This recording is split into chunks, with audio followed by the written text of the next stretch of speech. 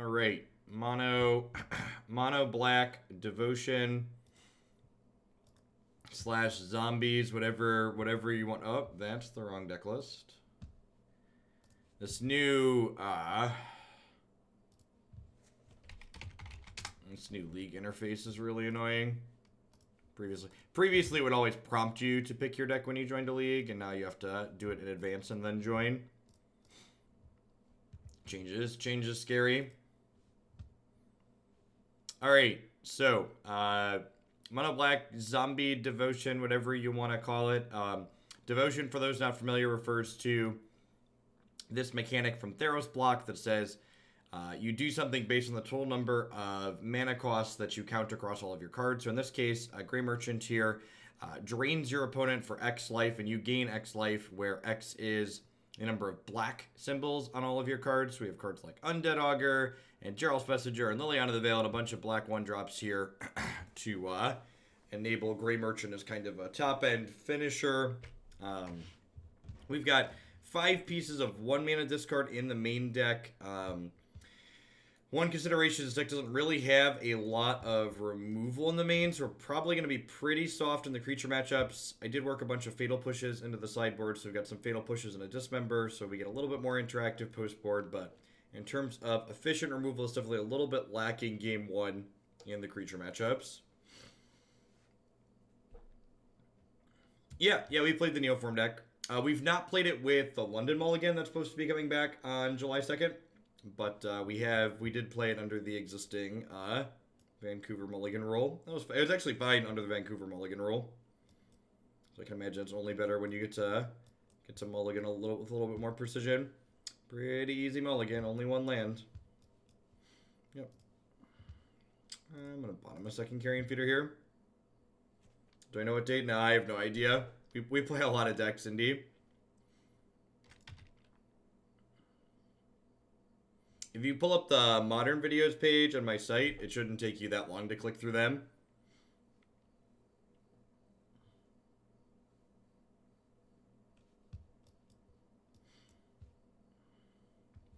Dark Slick Shores, Inquisition. So fast lands like this are indicative of the fact that our opponent is not playing Shadow. So it could be a control deck, could just be like Grixis mid-range, could be something like Lantern. Lantern plays blue-black lands and Inquisition. The fact they took Liliana the Veil makes me think they're probably a control deck.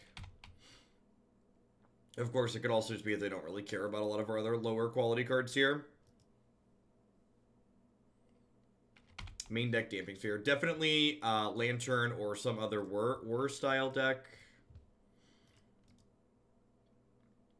It's worth noting here that Moto has encountered a serious error and needs to close.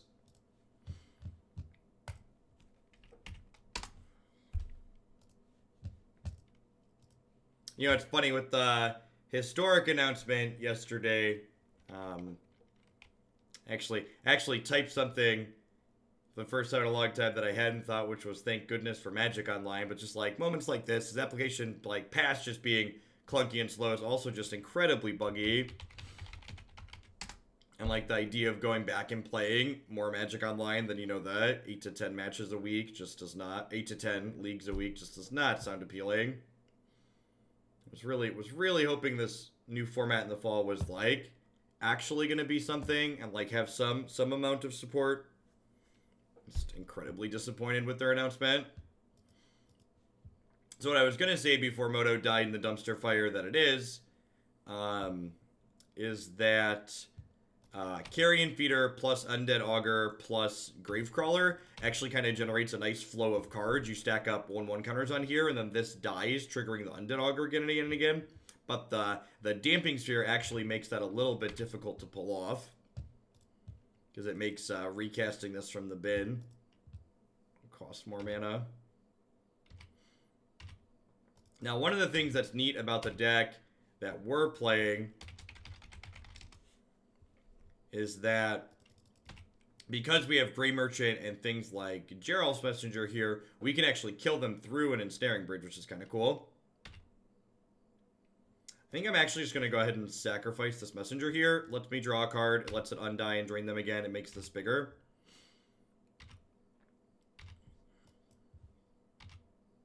So, like, they're going to 10 here, and then, like, I already have 1, 2, 3, 6. This would be 7, 8, 9. So, they're pretty close to at this point, to the Green Merchant. You know, so assuming we don't get comboed.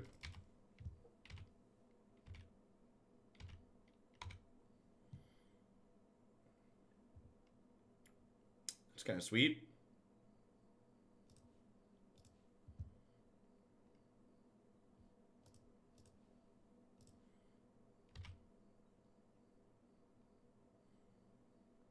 Unearth with Geralf's Messenger and a sack outlet is pretty cool.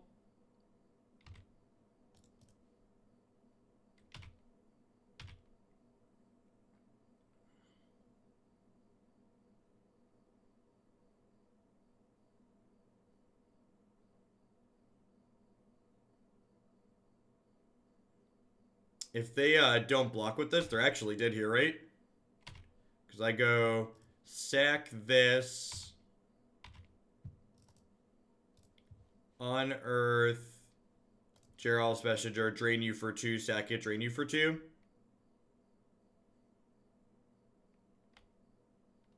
Sweet. That's actually a turn 4 kill. That's kind of impressive.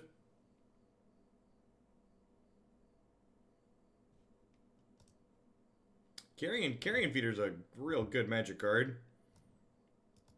So I think I want Leyline of the Void against their deck.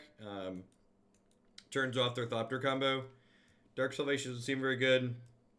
Liliana the Last Hope doesn't seem very good. Brutality doesn't really play. I'm happy with the rest of these. Having a little bit of removal is fine to, like, kill through their... Actually, would I rather have Fatal Push than Liliana? Liliana chewing away at their hand doesn't seem particularly useful, and being able to guaranteed kill Construct or Urza seems potentially good. I suppose Fatal Push is kind of mediocre when it comes to killing Urza because I don't really have fetch lands, although I have sacrifices to enable Revolt. Maybe I'd rather have a Dismember rather than a third push.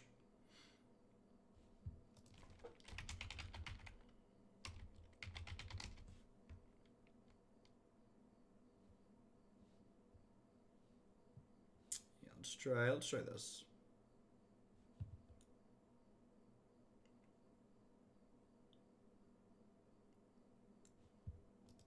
Maybe Dark Salvation is just the better card here. I don't know. I feel like my opponent's often going to have more than a couple of artifacts, so being able to guaranteed kill a big token seems good.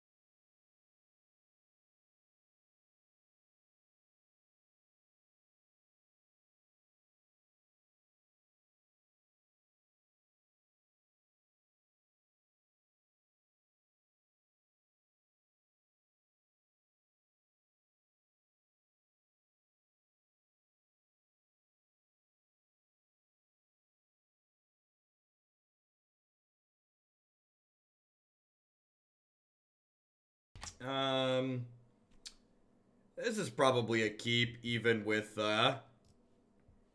only having one land, right?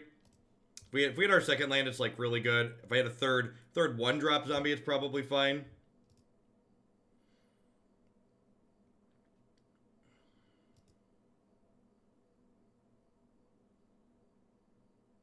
No, this is game 2. We won game 1.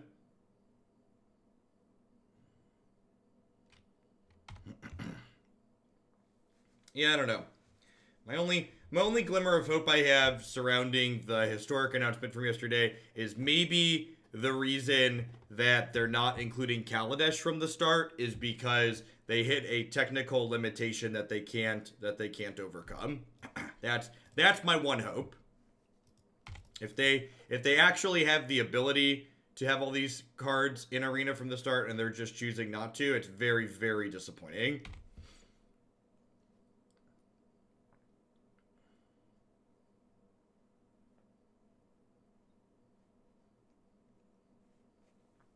Wizards has a history of, well, so much for this card being useful. Wizards has a history of pushing just standard and leaving other formats to kind of stagnate and rot, so I guess I'm not super surprised. I think one could build some kind of Priest of the Forgotten Gods revolving around what you're currently playing. A card like Priest of the Forgotten Gods tends to be just much too slow and fair in Modern. Although you could probably argue that most of what this deck is doing is probably too slow and fair for Modern. I don't know, maybe.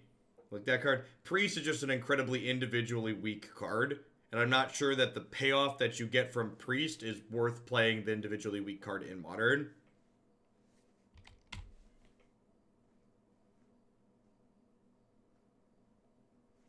I mean, that's not guaranteed how software works, Erdian. Like, it's just kind of a fundamental misunderstanding of, like, some of the complexities that go into software.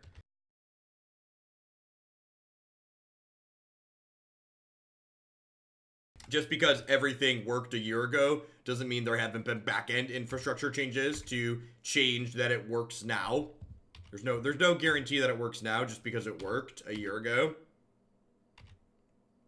Yeah, our opponent's just not really doing anything. Like, we had our powerful hate card here.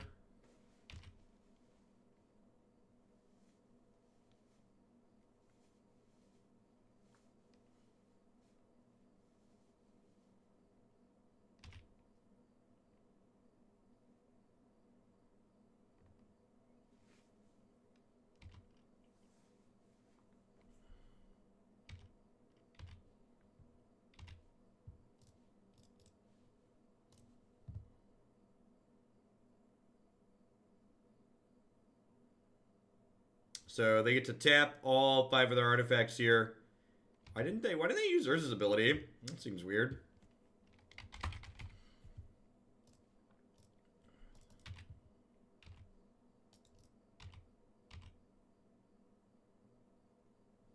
This is a post-board game, chat. This is the second person to say this is a main deck. We won the first game. It was quick, but we won it. The Leylines are on the sideboard. As always, the deck list is on your screen.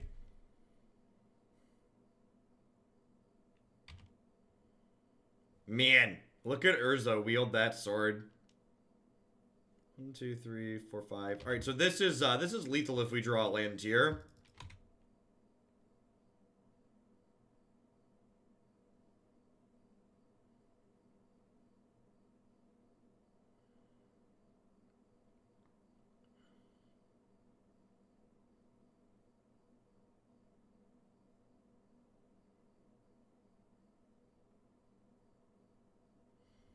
Yeah, Underlords is really good, Gorbatron. If Standard doesn't fundamentally change after we get out of the honeymoon period after the set release, we might do more Underlords and less Arena again until rotation in the fall.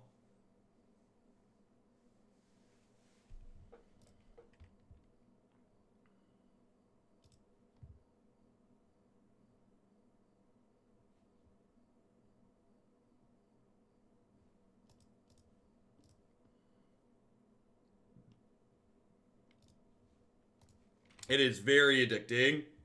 I genuinely think the auto chess style of game is the auto chess style of game seems like it is a real big deal in terms of what it offers. How do Underlord sub games compare to matchmaking?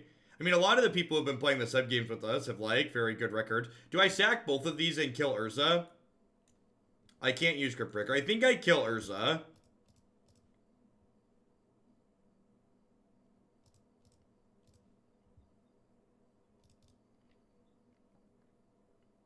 This is a little aggressive. But I think this is correct. Means my Grey Merchants are worse, but taking this off the table means they don't have. Wow. Oh, right. That just lets them tap anything for mana. Yikes. I deserve that. I forgot they weren't technically tapped out, right? I was thinking, I had in my mind that, like, Urza just lets him activate his ability by tapping artifacts, but it doesn't. It just generically makes mana. Woof. Yeah, we might lose now.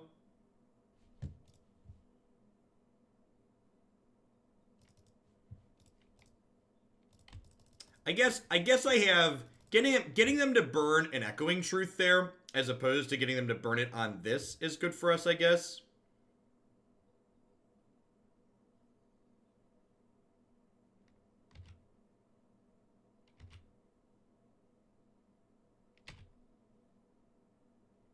Yeah, it's a Valve title that was recently released.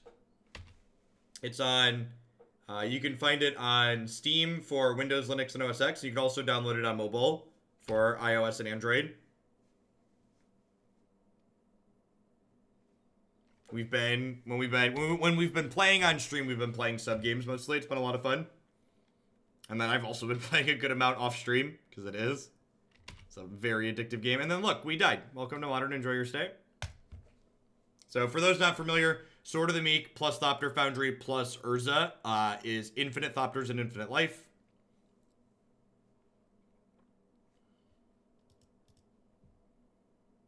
That experience there, people are talking about, like, these ley lines being, like, relevant against things like Command the Dreadhorde and Standard. That's, like, exactly how it's going to work. Like, instead of Echoing Truth, they're going to -3 their Teferi, which they have 3 or 4 of in their main deck, and they're going to bounce your hate card, and then they're going to kill you anyways.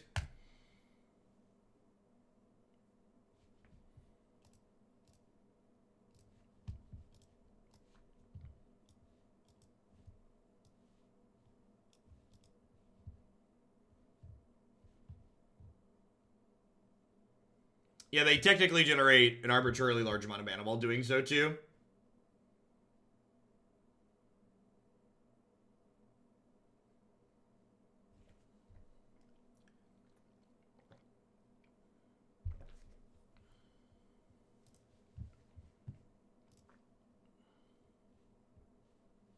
Alright, we've got Feeder Augur, Gravecrawler here, which is like a pretty good start.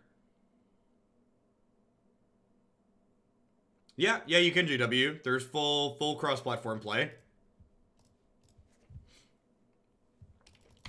Valve is a really good software company. I was really disappointed that Artifact sucked as a game, because Valve as a software company is just so very, very good at what they do.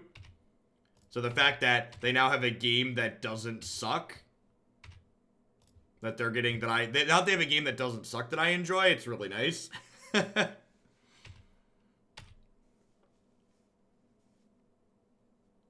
No, I don't think Delver is very good. I did have someone just donate to put blue-red Delver back in the queue, but that deck's definitely like fringe at best.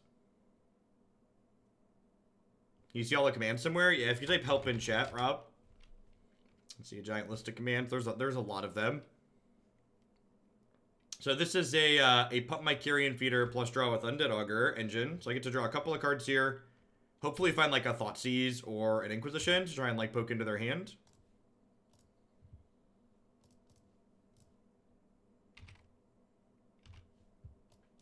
And the question becomes, do I want to leave this in play? I think I'd rather just play this as the last card.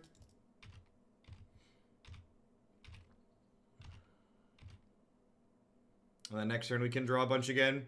This engine is like pretty reasonable. I'm not sure that Grey Merchant is the correct direction to take this kind of zombie style deck. Like, I get that this is a zombie, and I get that with the 3 mana zombie, like, you are kind of having a lot of devotion styles anyways, but like getting up to 5 mana in this deck that like otherwise has a really low curve seems incredibly clunky. Like, I feel like I'd rather lean into the cheap zombie aggressive drawing cards with Undead Augur focus as opposed to like trying to get this big and clunky. Like last game, for example, had those Grey Merchants that had been stuck in my hand, like cheaper, efficient cards, maybe interactive cards or just other zombies. I probably would have won before my opponent was able to bounce my thing and assemble their combo. Yeah, it's like, and maybe it is a decent finisher, so like maybe it's a card that we want like some copies of at the very top, but in general it doesn't seem like I want 4 of them. And maybe it's a card I just want out of my sideboard for the fair matchups, Because, like, for the unfair matchups, this is, like, not fast enough to really be a finisher. Alright, so... I think I just attack for 8 here. Is there a difference between attacking for 8 and attacking for 9? Not really, because it leaves more black mana symbols in play. So if we don't get infinite comboed next turn... If we don't get infinite comboed next turn, we should be able to kill them with Grey Merchant, I think.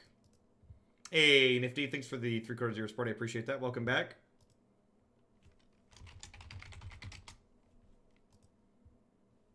Yeah, I was thinking that, Ace. Maybe a Lord is better than Gary. Just, like, lean into the aggressive stance. And, like, maybe, again, some of them are okay, but, like, I think 4 is definitely too many. Because, like, there are going to be spots where drawing this is fine. Alright, so they're targeting this Carrion Feeder, so I'm going to go ahead and sacrifice it to this other Carrion Feeder. Because by sacrificing the one this is targeting, I remove its target, which means it doesn't resolve, so it's not going to get to bounce this one. So they take a little bit less damage here, but we're still in a pretty okay spot.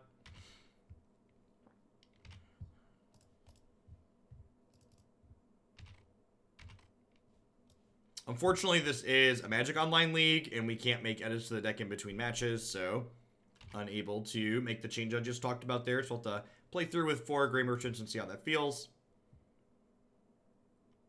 If this is just an Urza, they're dead here.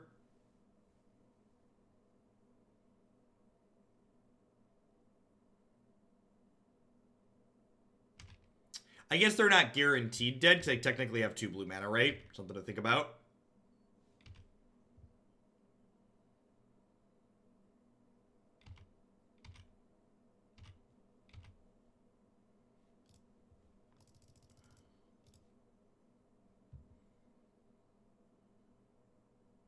Trigger.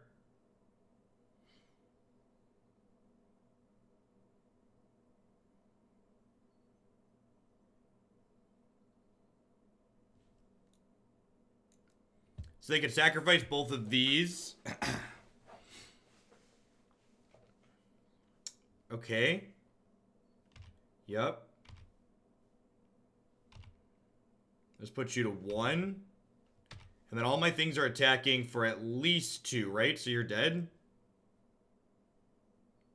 Because even if they could tap this and sacrifice this to make a Thopter, but then they only have 2 blockers. I'm attacking with 3 lethal attackers. Alright, scoreboard.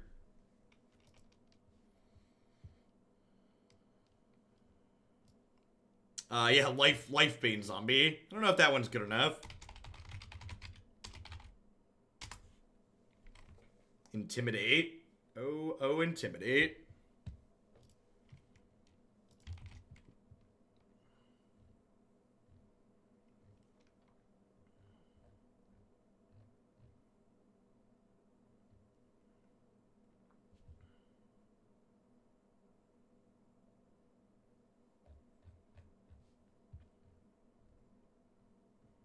Standard's so incredibly healthy right now. The top person streaming Magic has almost 400 viewers. That's, oh,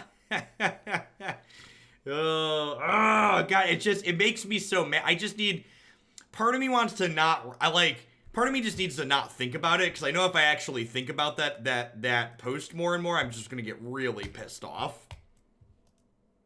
Let's just focus on Modern, and then play Underlords, and just...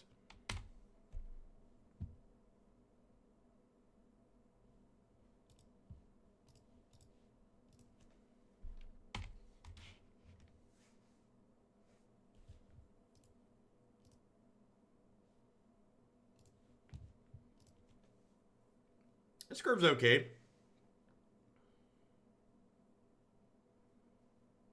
Legacy's pretty great.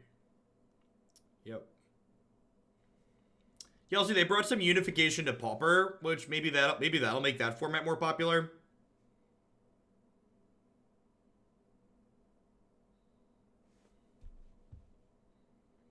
This is looking like a Devoted Druid shell.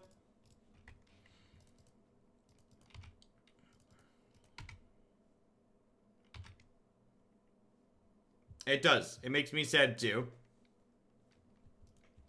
They're one of the things that makes Magic the great game that it is is being able to play it in so many different ways to always find a way that you personally enjoy to play. And their announcement just feels incredibly tone deaf, and it just feels like they're saying, we want you to play standard, and if you're not playing standard, you're wrong. Thought we were escaping this card by playing this format.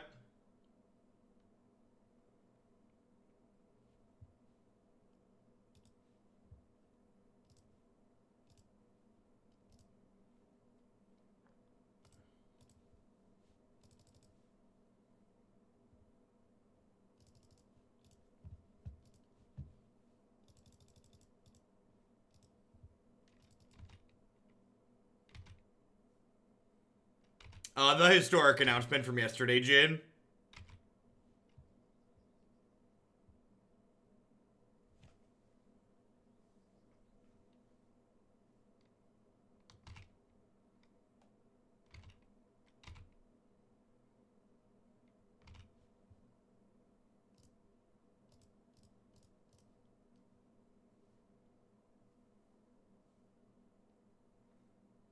So my opponent plus this Teferi. It feels like there's probably a pretty good chance we die. We die next turn. Bring to light Kiki. I mean, it could also be a Devoted Druid deck.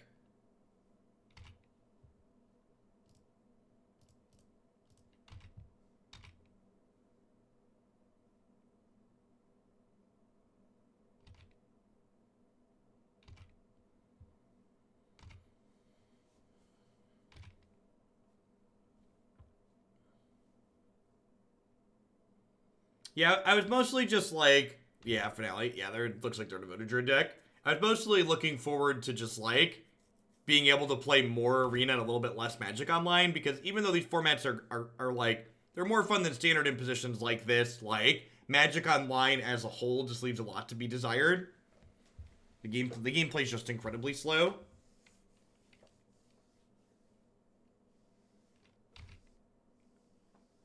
So this is they now have infinite mana. So they need a payoff. So their combo is a 3-card combo. So they need a way to actually kill us with the infinite mana that they now have.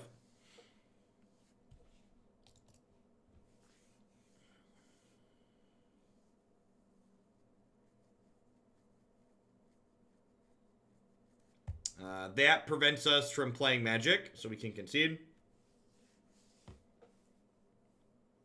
Yeah, I actually did hit the full. I actually tweeted it out last night. I hit Lieutenant 1 with a demon build while watching the debates. That's pretty sweet.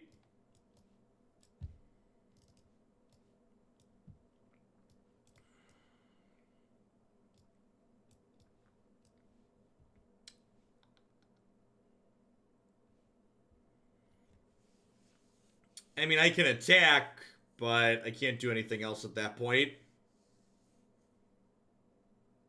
Oh, yeah, that's it. Karn just gets Ballista and kills us. Yeah, that's almost certainly what's about to happen.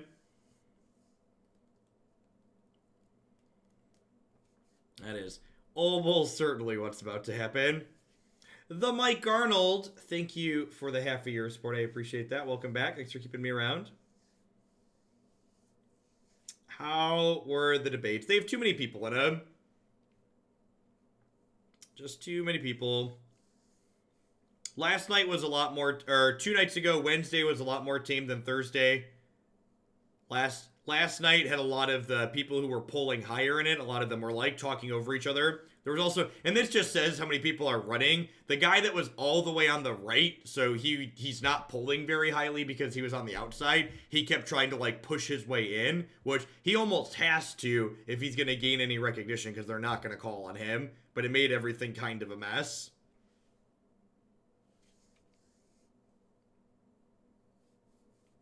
I don't know. Unearth lets us like combo with Carrion Feeder plus Geralf's Messenger, which seems potentially very good.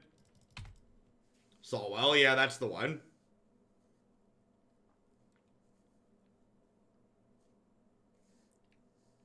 I think my personal opinion on the Democrats that are running for president this term is anyone who doesn't drop out of the presidential race between now and the second debate that's polling below 2%, I'm just personally never voting for in any election ever. Because they don't deserve to be there.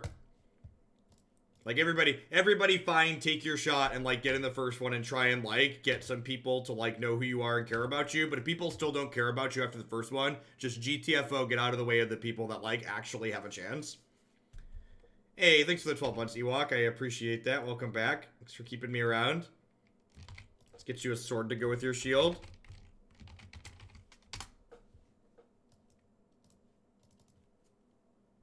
Yeah, I think we're actually in a good spot here, right? Their hand's pretty bad. Our hand's not particularly aggressive, though, either. So, like, there's that. I'm probably going to Brutality, take their finale here.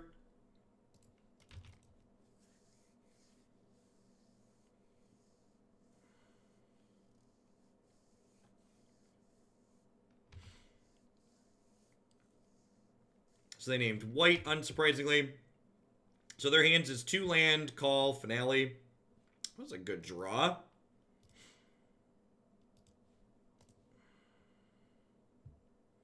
Hey, morning, Gara.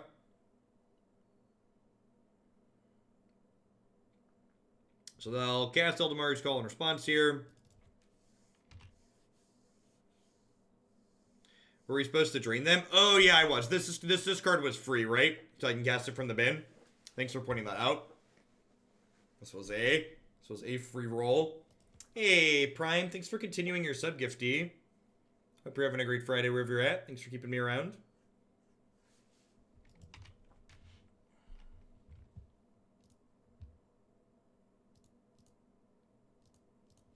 Yeah, it's a really, really good call.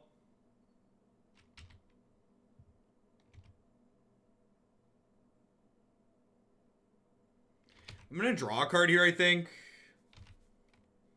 Any feeling about the DNC upping their donator requirements to be included in the debate as opposed to a less financially driven prerequisite? Like, what other prerequisite would you have? And they did both, right? They increased the number of unique donors you need to have, I believe, and they also increased the amount you need to be pulling at a number of independent polls.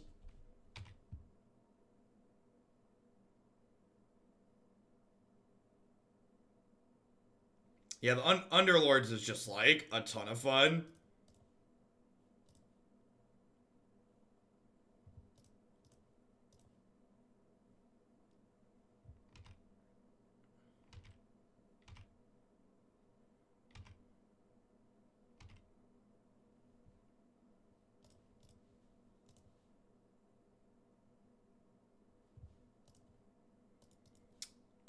Thoughtseize, not really getting better.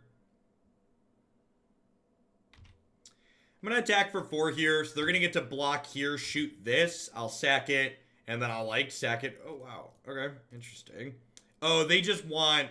Oh, that was dumb. They're going to take less damage now. That's fine. I need to Fatal Push this so that way it gets it off the table, right? That's smart on their part. It's their last resource. They don't want to throw it away. Underlords is Windows, Linux, OS X, iOS, and Android. Like, runs on literal everything. How do you play Underlords when you're not sponsored? No one's sponsored for Underlords. Valve doesn't really sponsor people. They just put their game out and expect people to play it because it's good, which is an interesting strategy in 2020 whatever, but Eternal Witness, that might actually kill us here.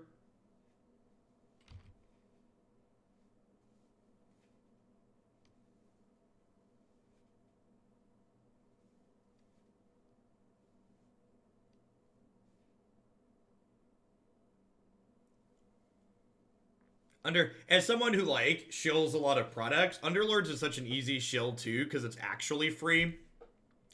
As someone who's vehemently against, like, free-to-play games that, like, disguise themselves as free and then require you to invest incredible amounts of time and money, like, having a game that's, like, actually fully free and, like, just an absurdly good game is, like, really nice. Oh, what are we doing? They're in the take here about what they want to do with this Eternal Witness. They have a lot of different routes they could take here. Their last card in hand's a Windswept Teeth right now.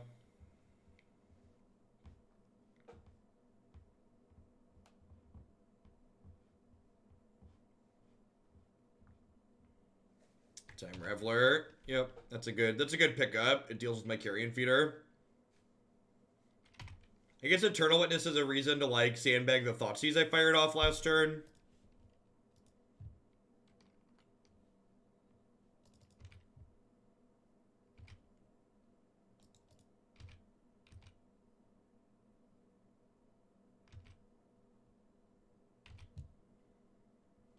And, like, I get to do this, but, like, they're just gonna cast Teferi and bounce it next turn and draw a card. Teferi plus Oathenness is pretty sweet, huh? People keep asking me if I think anything in the core set is going to push Teferi out of the format. And the thing I really just need to hammer home for people that don't understand why Teferi is such a toxic card is that you can't really print cards that are good against a card like Teferi. Because generally speaking, the only types of cards that are good against cards that always get guaranteed value are counterspells. And because Teferi makes counterspells actively bad in the format, that's not an option. Teferi's a card where even when it's at its worst, it tempos your opponent's play and draws you a card. The floor is just too low on it.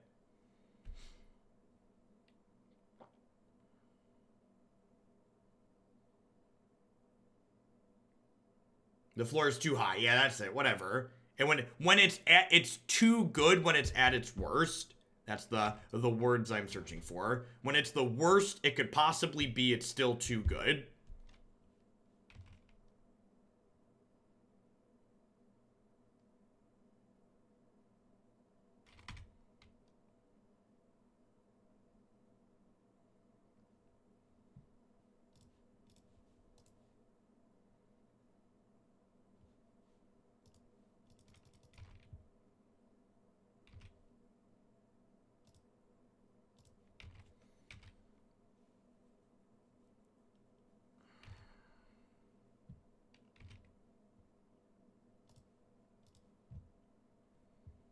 Yeah, I agree. We've got a number of answers to Hazoret that are, like, pretty reasonable. Not only do we have better answers to Hazoret now than when Kaladesh block was around, we have other top-end competition for it, right? Like, when Hazoret was legal, Hazoret was the de facto best option for red top-end, right? Now it's competing with things like other Chandras. It's competing with Experimental Frenzy. Like, there's other good 4-drops. Like, Frenzy's a really messed up card.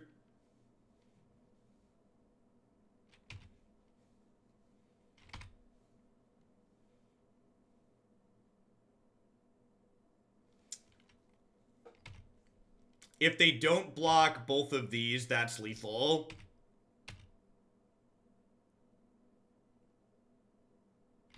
Sweet. Someone call the police, because there's been a robbery.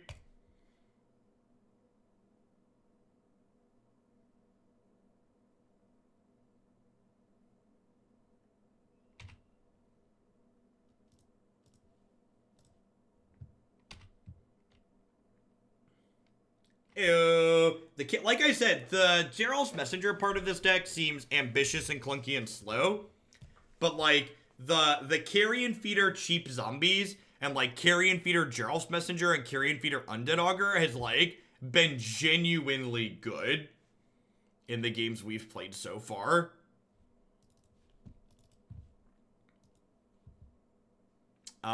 We did win the first match, right? Yeah, we beat the Thopter deck.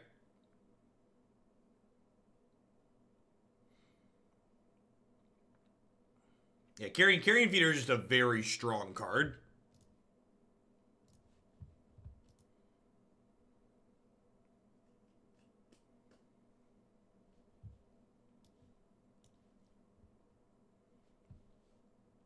YOLO. The appropriate fix I would like to see applied to 3-mana Teferi would be its starting loyalty should be 3. If you want to play that card and down ticket the turn you play it, it should die. That's how you'd balance that card appropriately. You either make it unsummon, draw a card for 3 mana, or you either make it unsummon, draw a card for 3 mana,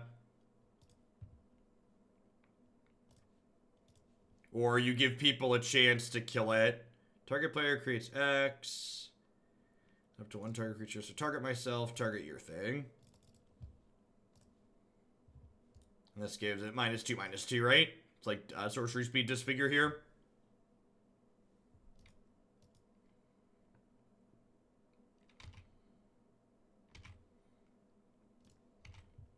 Yeah, I like that suggestion too. If you swapped the text on the static and the passive abilities, I mean, it's just like Wilderness Reclamation, right? Like there are 1,000 different ways they could have made this card far less offensive, and they just chose not to do any of them. Are they trying to cast Teferi here? Speaking of.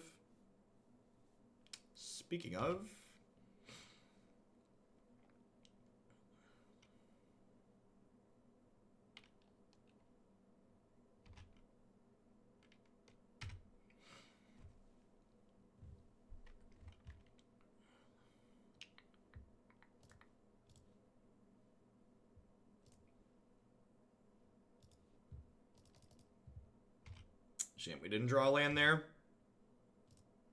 Yeah, Dismember is a good pickup. Gives us another piece of interaction. Again, like, talking about, like, the Grey Merchants being clunky and being a little bit light on interaction, just, like, having things like Dismember in the main deck would be good. Like, I think these Lilianas are probably a little clunky in the main, too. Like, I think I'd prefer them be something else. Huh. I wonder if I was supposed to sack this to deny them drawing a card. That might have been what I was supposed to do.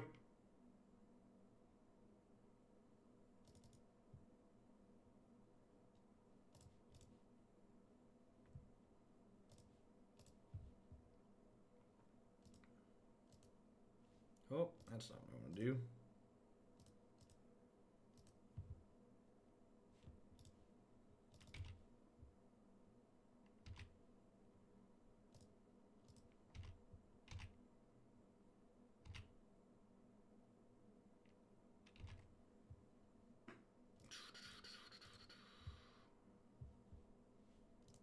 Get a counter on there and recast this. Fatal Push, another good draw. We're actually going to be in a pretty good spot here. Again, just like kind of being this low curve one drop zombie deck that like has some disruption in it.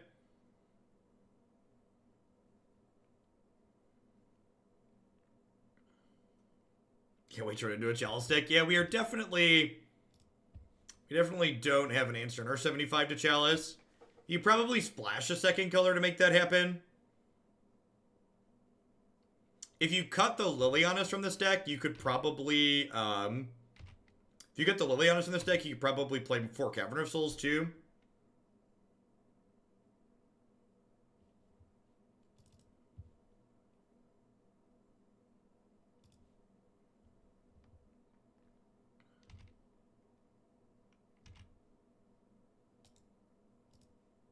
I think I just want to attack with everything here. Hey, Vile Shrewd, thanks for the 2 months. I appreciate that. Welcome back. Thanks for keeping me around. This card's been, like, genuinely good. Yeah, I wish I just had, like, kind of wish I just had, like, a Lord at my top end.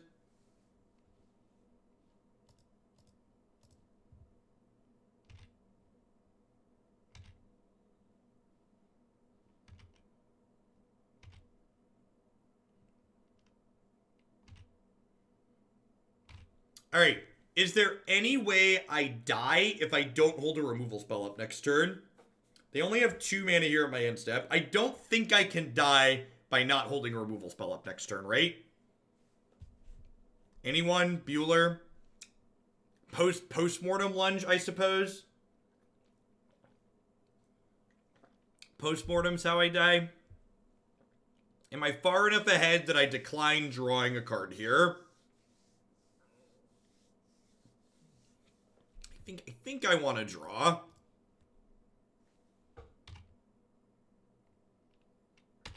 I suppose when I miss here, I could also... Yeah, I'm just going to go ahead and Thoughtseize. Just, like, guaranteed use my mana for the turn.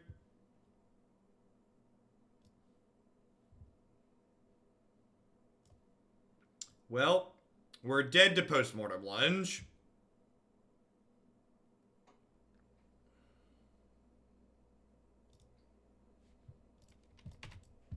I can't disrupt them there. Guess I should have held the removal up. I don't know, that's close.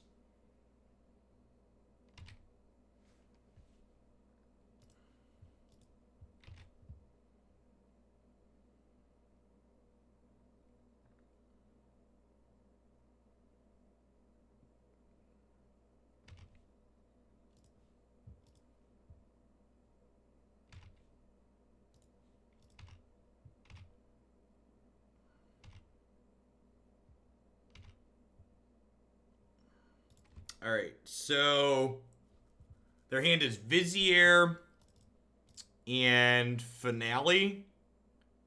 And then one card I don't know.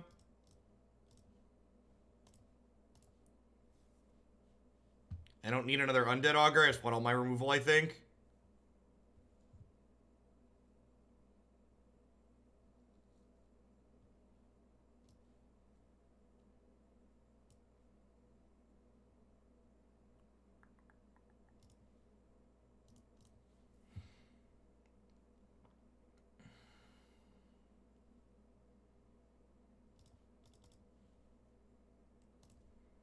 Alright, and then I've got them just dead next turn.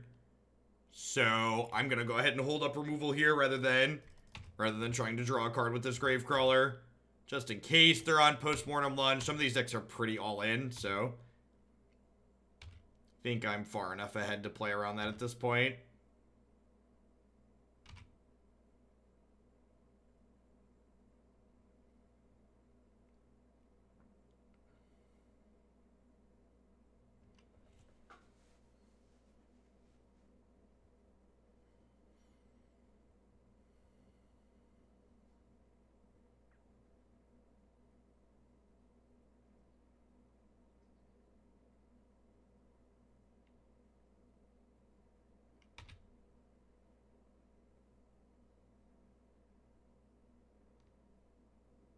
Alright, so they're dead.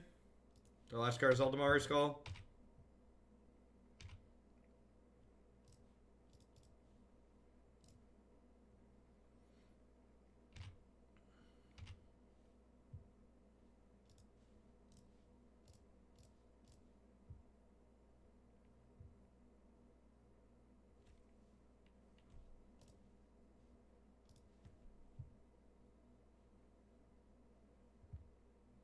Alright. 2-0 so far in the back of like zombie aggro beats.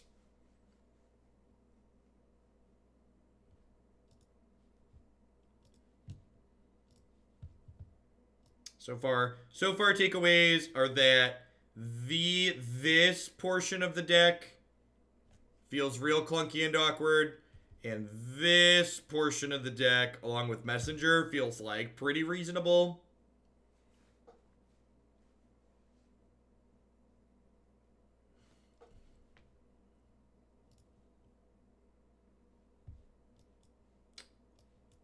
I think I keep this. It's like discard spell Augur Lily.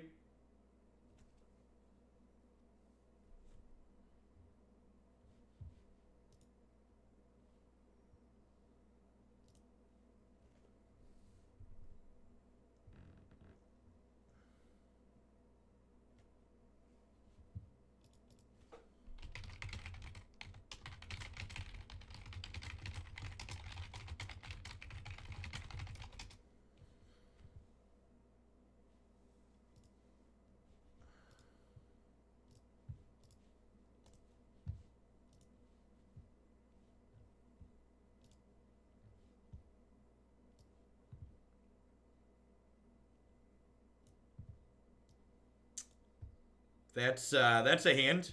All right, playing against Eldrazi Thran here.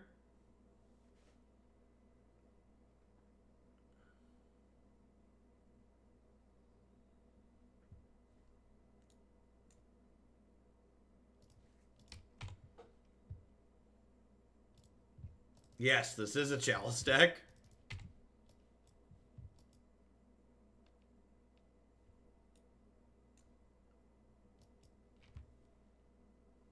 Does this deck want a splash color for interacting with things like enchantments and artifacts? White, or red? What? Are there any other meaningful cards this archetype would gain by adding white or red to it.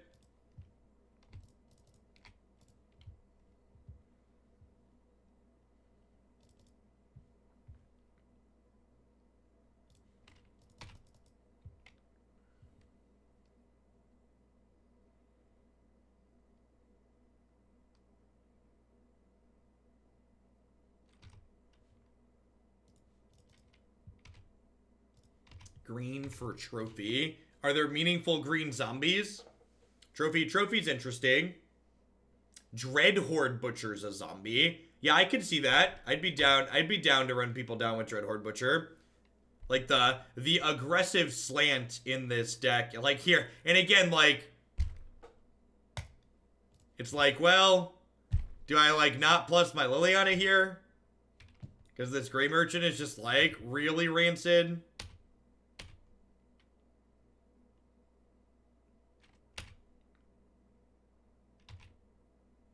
I think I'm supposed to tick this up. But yeah, this card's been terrible.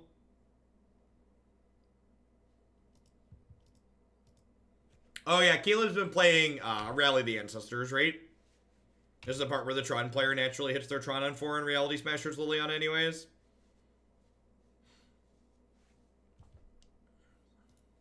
Emptying my hand there in the face of potential Thoughtseize makes sense. Lotleth Troll is a zombie. It is.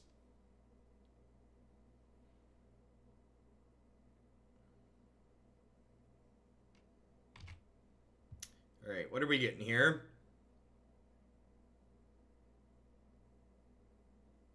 At least get to kill Karn on my attack, so they can't, Hey, HN, thanks for the 3-month resub. I appreciate that. Welcome back. Thanks for keeping me around. Liquid metal coatings. They must have another card then. They're hoping to draw. God, this stupid. I'm just. So, like, this is a good example of something we frequently talk about on stream is the result of a deck doesn't indicate whether or not it's built well or, like, has a lot, is cohesive and stuff like that. And, like, we're 2-0 in this league, but I kind of want to drop and just, like, stop playing this deck because, like, I formulated the conclusions I feel like I need to form in that. What I like from the deck and what I don't like from the deck and what feels bad and not playable. But we're locked into the rigidness of Magic Online and can't make any changes.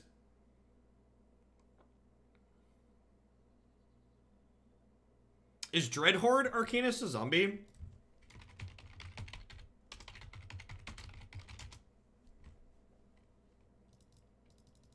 It totally is. That's kind of sweet.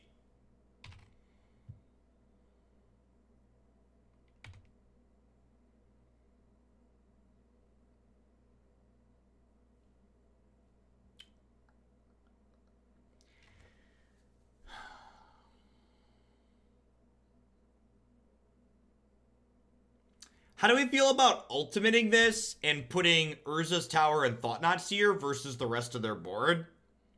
Is that greedy? I think that's the play to win line.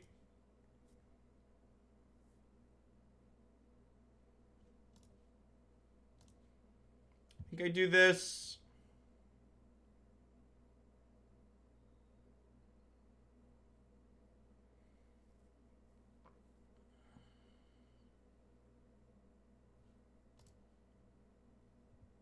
Zombie.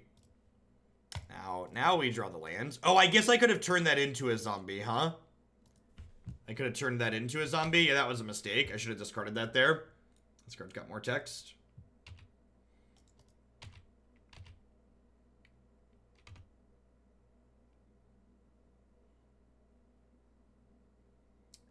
Cryptbreaker plus Zombie Dwinnen's Elite does not seem terrible.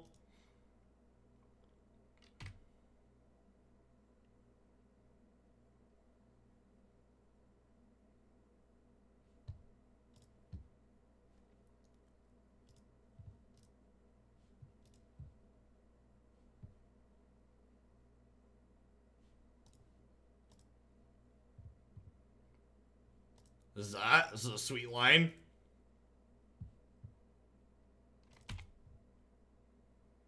If these Grey Merchants had just been anything that cost 1, 2, or 3 mana, we'd be in an incredible spot this game. And we're still in a fine spot, but we're less good than we otherwise could be if these cards had been things that were efficient instead. Is Gary lethal? This is 6, 7, 8, 9, 10, 11, 12, 13. It is exactly lethal. Sweet.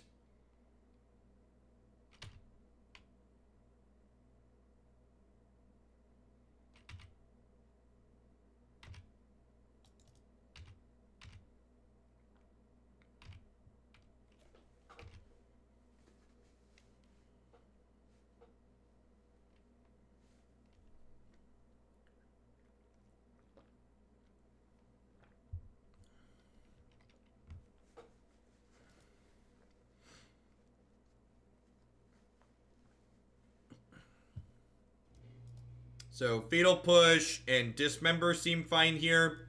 Is Yawgmoth good enough?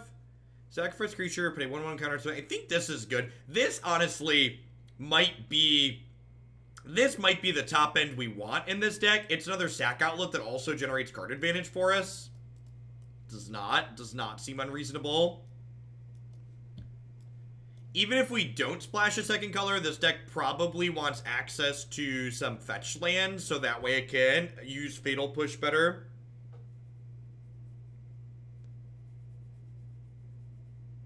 I didn't have the mana the turns I discarded them, or I needed to attack a card. B-Hall. Yeah, it's a combo. It's a combo with oh, is it a combo with 2 messengers? Oh, it totally is, isn't it? Because you sacrifice one to put a minus counter on the other and take it off, and they go back and forth and you drain them out. That's really sweet. Yeah, so if you have 2 messengers in this, for every 1 life you pay, you drain them for 2, and you draw a card.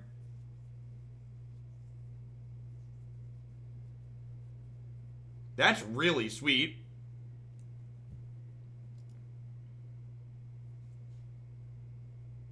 And I'm kind of excited to think about things that we could do with a second color and like cutting these clunky cards. Get some Yawgmoth in here, get some removal spells. Dreadhorde Arcanist sounds potentially okay. Pretty easy mulligan here.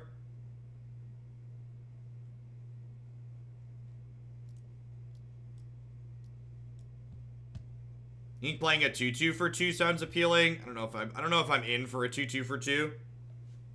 I think I'll keep the land on top there. I definitely want to Thoughtseize on 1 because they're a Chalice of the Void deck, and if I get Chaliced on 2, this hand just gets turned off, so I'd like to have the potential to stop that.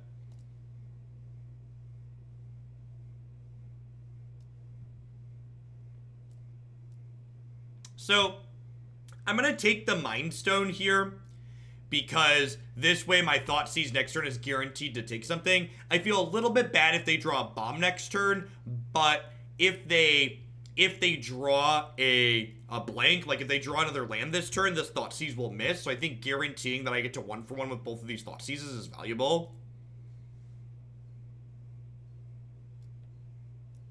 Hopefully we draw removal by the time that thing shows up. I guess I can just plan to attack this.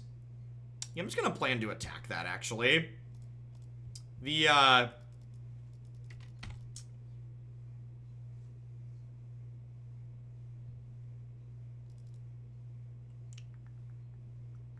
There's just so much creature removal in Modern that it often doesn't get to stick around.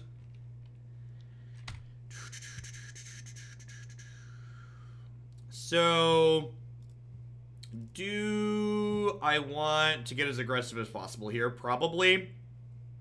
So I'm going to play this and then sack it right away, I think. Makes this bigger and it gets Carrion Feeder going.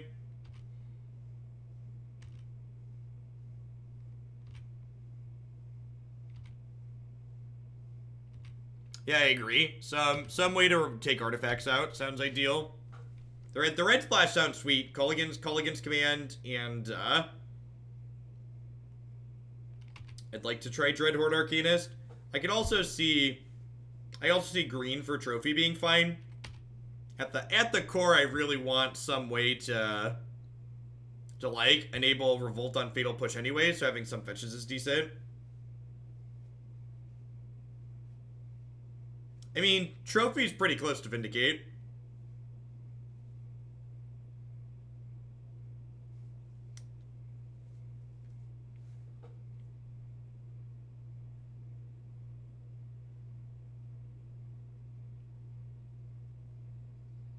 Yeah, Arcanist could maybe be okay if we're playing enough 1-mana discard, too.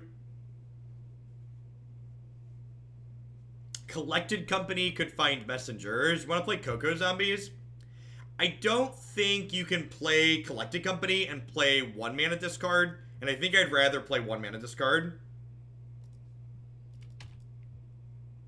I suppose they could get Bridge here. Lord Spamalot, thank you for the 5-month free sub. I appreciate that. Welcome back. Thanks for keeping me around.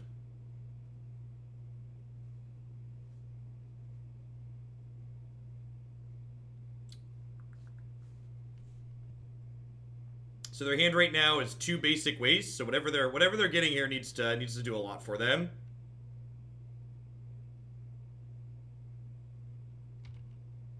Yeah, I mean that does a lot. Yeah, I basically just can't win here, right? I'm gonna concede this. Concede here. Even if I had Grey Merchant in my deck still, there's still a too high of a health total for that to be good. I guess I must have mistracked their hand there. You could Eldritch Evolution Messenger into Yawgmoth. Now there's where we're cooking. There's cooking with some gas here. Yeah, Butcher leans into the aggressive nature of the deck really nicely, which is nice.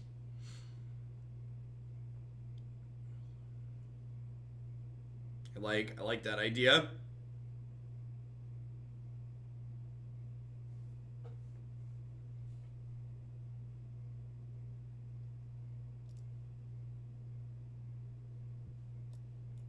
Yeah, I don't think this is good enough. This is like not great, but probably fine.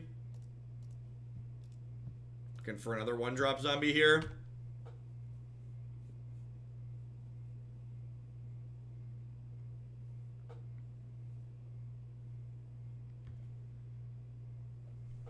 Yeah, I've heard a number of people say they have some performance issues with Underlords on their devices. I have a newer Android phone and don't have any issues with it, but you're definitely not alone in people.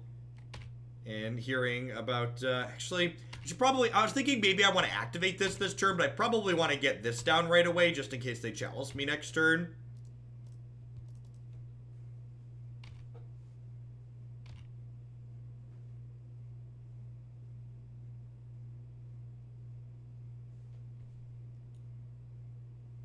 Yeah, if Historic went back to Eldritch Moon, it probably would have a really awesome zombies deck in it. And that's why big non-rotating formats are some of the best things Magic has to offer. Magic should lean into the fact that it has a rich history with lots of sets in it, and use that to its advantage to encourage people to play. Not sweep it to the side and say play standard because it makes us more money. What's going on, dude? Best to you and me both. I'm looking forward to that sweet honeymoon period where a bunch of people are playing just fun decks in standard for a little while. They all put down their try-hard decks.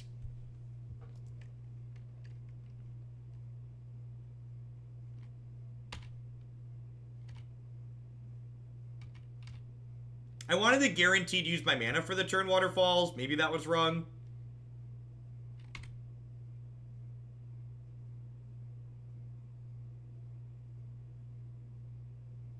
Yeah, I basically would have been happy with anything other than the announcement they gave.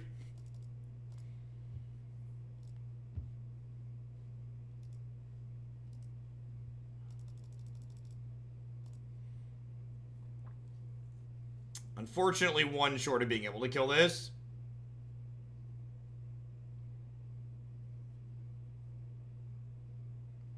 Unfortunately, my referral link doesn't give a discount for Felix Gray, but if you do use my link on their site, you get to bump a deck in the deck queue by 20 points as a thank you for using the sponsor.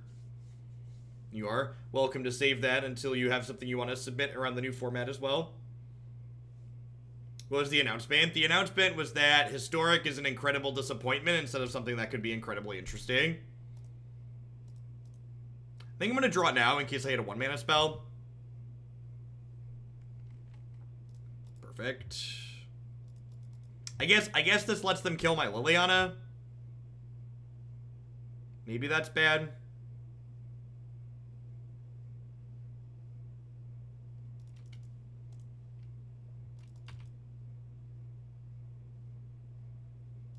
What was Saffron Allah's take on the announcement, Rayhouse? As always, if you want to have a discussion, it's usually good to give people the details. Okay, we're just going to get run down here.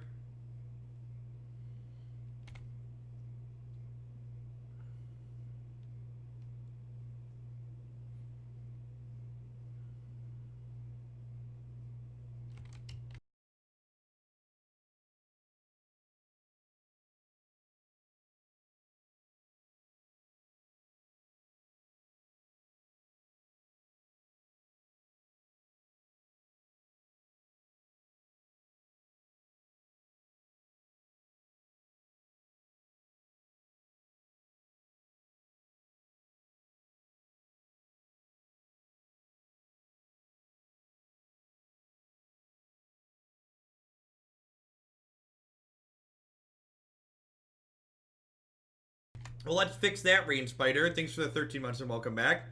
He basically said, I'm not sure how it's much different than being like, hey, don't worry about your paper standard cards rotating. You can play them at your kitchen table forever. Yeah, that's basically what they said. I agree with that takeaway.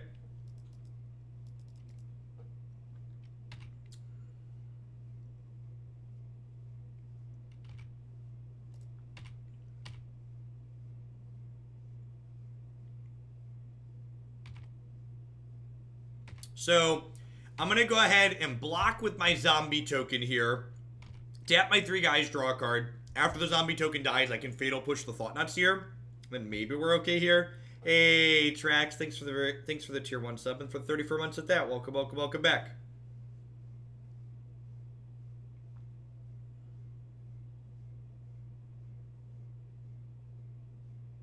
So, Y-Sticks, I would like to address why your comment there is incredibly selfish and egotistical.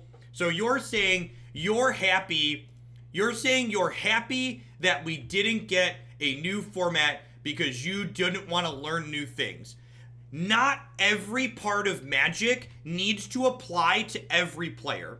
If there's a part of Magic that you don't feel compelled to take part in, you don't take the time and tear down and shit on people who want to enjoy Magic that way, and other people who want to enjoy big formats. If that's not for you, that's fine. Don't play it. But don't revel in happiness over other people being frustrated and sad that they didn't give us something that we desperately want to play Magic using. Like, if you feel overwhelmed and don't want to learn a big giant card pool, that's great. You're the target audience for Standard. And Standard is a format that appeals to a lot of people. But there's also a lot of people who have been heavily invested in Magic for a long time that aren't interested in playing just Standard. And if you're interested in playing just Standard and you like a shallow card pool, that's awesome. If that's the type of Magic you enjoy, you can and should go out and enjoy playing that type of Magic.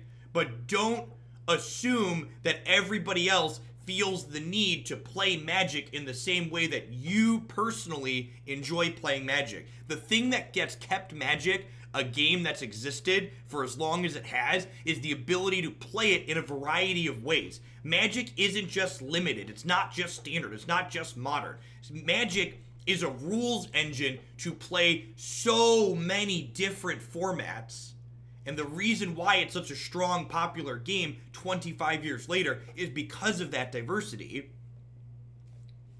And Historic could have been a new way for Wizards to lean further into the incredible diversity that Magic has, and instead, they decided not to.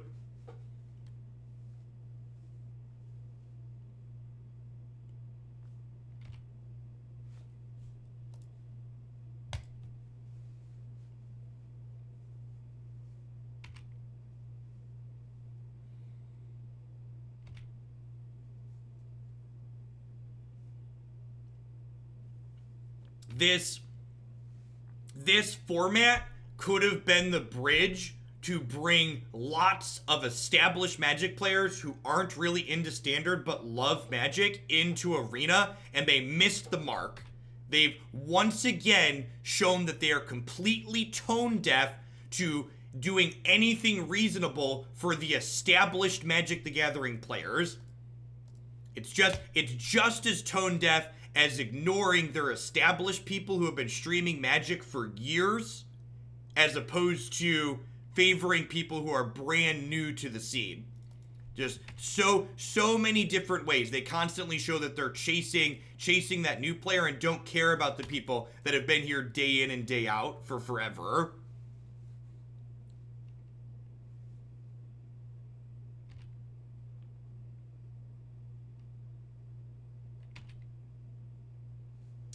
They actually, Legion War Boss is supposed to be being fixed in the next update. It's not about the new players, Dows. That's the thing. They have so much focus on new players. And that's great. We should have focus on new players. But this would have been a really easy way to do something great for the established players.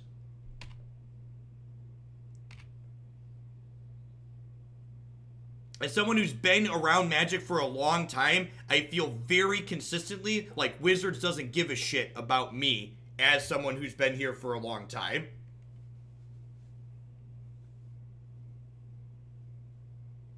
Sure, and I understand that, Jin, and I'm not asking for something that's going to take a lot of work. I'm literally just asking for the cards they already have flipping programmed to be available for people who want them. I get it. I'm not saying, why aren't you programming Modern into Arena? I'm not one of the unreasonable people here. I'm just saying you've literally already done the work. Let me give you money and play with the cards you've already programmed. That's all I'm asking. I don't think that's unreasonable.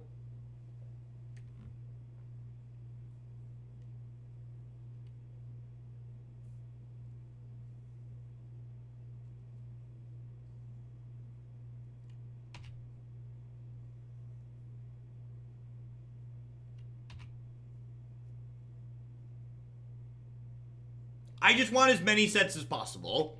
Whatever you've got programmed, I'll take. Just as many sets as possible. Cryptbreaker is kind of impressive here, huh? It's like sitting here generating a bunch of cards. Like Cryptbreaker is like single-handedly stalling this board.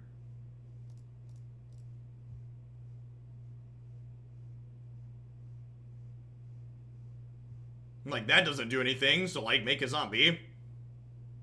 I'm really surprised they didn't attack us with all of these this turn. They obviously didn't want me to trade off and draw cards from that, but, like, this gives me the opportunity to do this and then use my health total to draw cards here.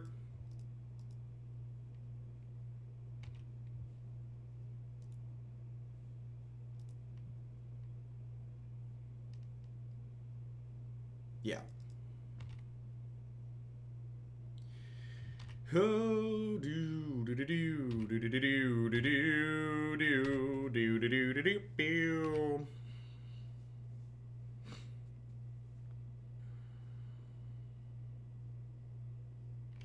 Yep. They have Tron mana next turn, so it's a little scary.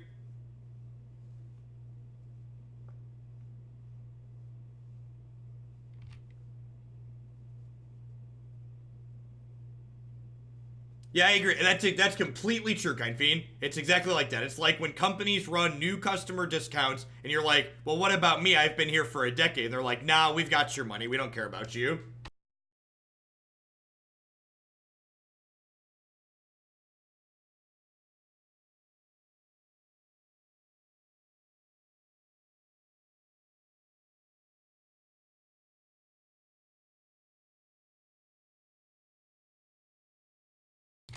Listen, double E Hawk.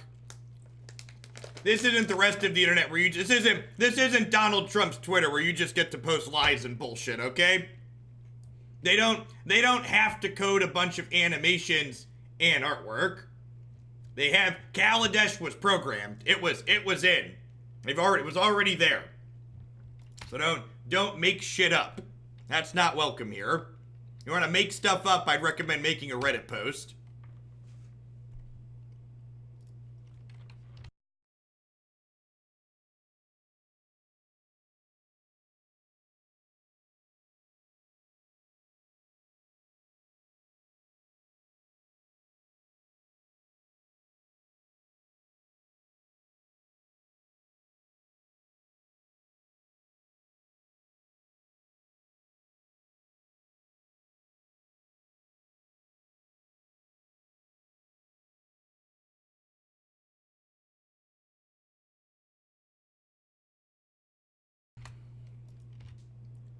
Alright, so I probably want to kill this next turn.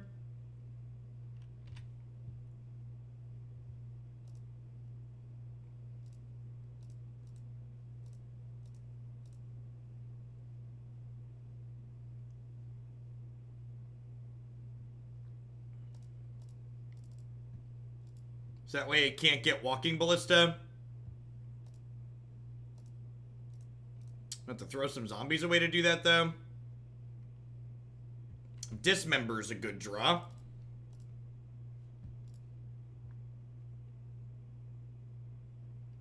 Are they dead?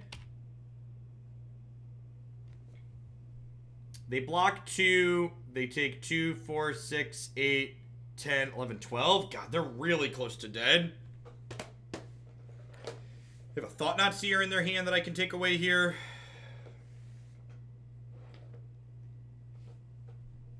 I think I start by dismembering and seeing what I draw.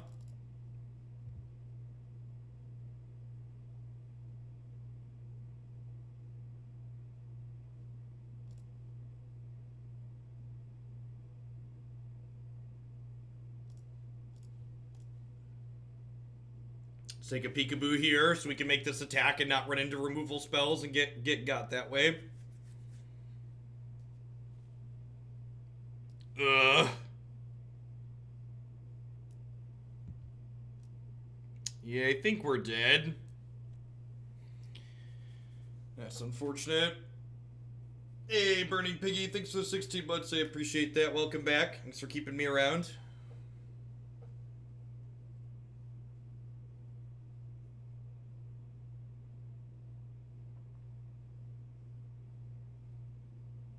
Yeah, I like have to take Walking Ballista here so I don't die to that. And then I have to kill this Karn because there's another Walking Ballista exiled underneath it.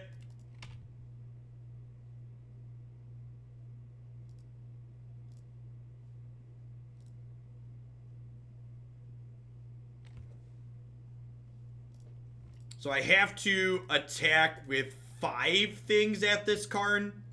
Because they can go block, spatial contortion 1. And then it still takes 6. But this doesn't leave me a lot of defense.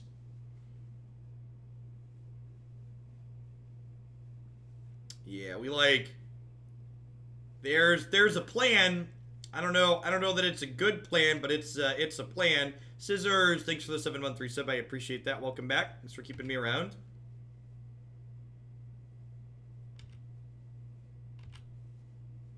Kalitas is interesting. I like the idea of that. We also talked about, there's one copy of Yawgmoth in the sideboard that soft combos with Geralf's Messenger in a sweet way.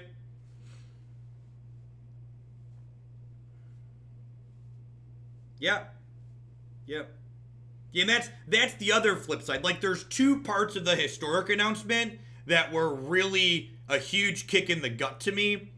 And the first was the fact that they elected to not include a bunch of sets that they already had programmed. And the second is that they said that this current standard format is one that they find healthy. Which again kind of goes back to those issues that I've had with Modern for a long time, and that I apparently fundamentally disagree with what creates a healthy Magic format and what people at Wizards who are making decisions would dictate is a healthy Magic format.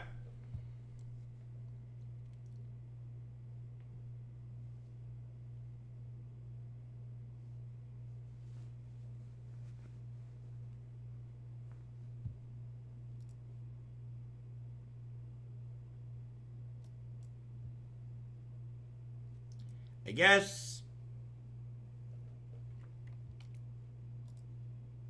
Yeah, I can't. If they think this current Magic format is healthy, in my opinion, a healthy Magic format has at least a small variety of decks that you can play and be competitive with, but it also doesn't have play patterns like cards like Blood Moon and Teferi and Ensnaring Bridge make. That's right.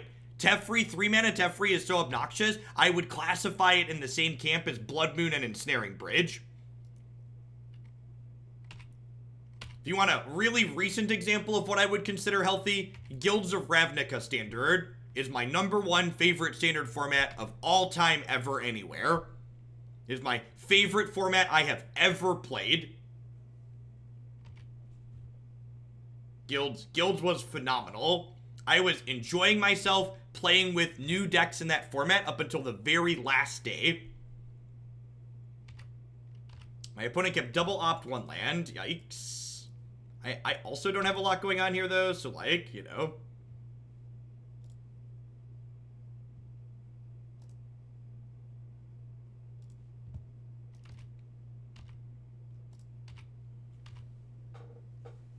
I almost wish I didn't start playing in guilds because then I wouldn't care. Yeah. Yeah.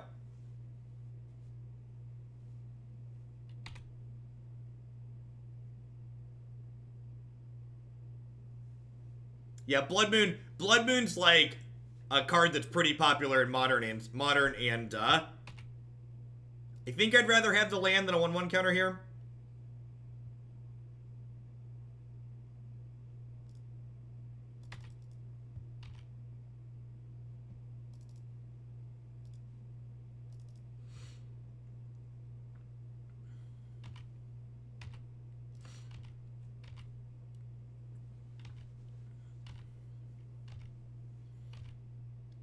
I think one of the things that's underappreciated in this current standard format is that's happened because of Teferi, is that Teferi is the reason that cards like Teferi is the reason that that cards like Command the Dreadhorde and Mass Manipulation are good.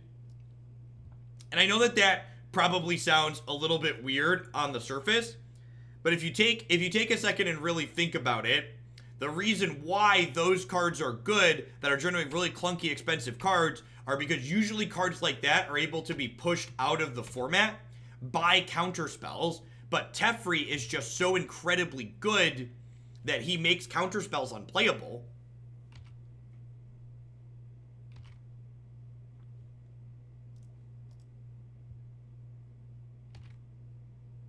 And again, it feels like we're going to lose this game, even though our opponent missed land drops, because, like, we just have these 5-mana cards in our hand that just, like, don't have text, basically.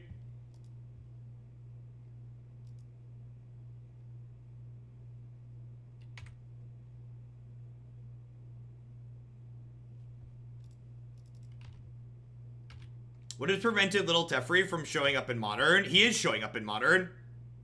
We're like 11-4 with a Teferi tempo deck over the last couple weeks. So I think I'm actually just going to go ahead and Dark Salvation here.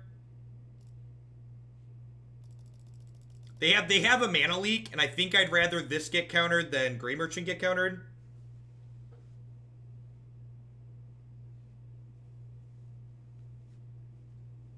It's not omnipresent like in Standard because there's a lot of linear combo decks that aren't interested in playing it, but there's a lot of decks in. There's a number of decks in Modern that are leveraging 3-mana Teferi. Now, they have engineered explosives here, so it's possible they, like, end step electrolyze my Augur and then, like, untap, try and engineered explosives to clear these tokens, but, like, I just get to sacrifice them to my Carrion Feeder, so I think that's fine. Also worth noting here, that if they electrolyze this to kill it, I can sacrifice it to Carrion Feeder, then they don't get to draw a card, which is nice.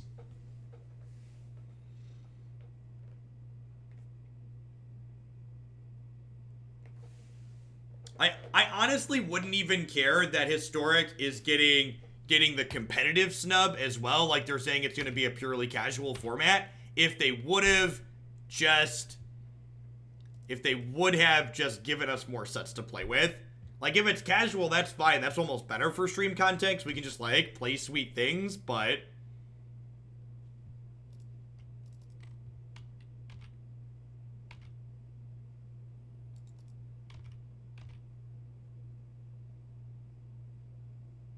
Yeah, I agree, Ray House.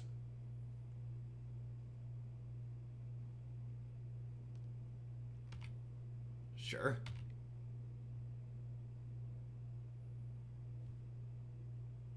Heads up play by my opponent there. Not trying to kill this. They wanted to guarantee draw their card to try and hit their land drop. Looks like we might pull this out since we survived long enough to Grey Merchant.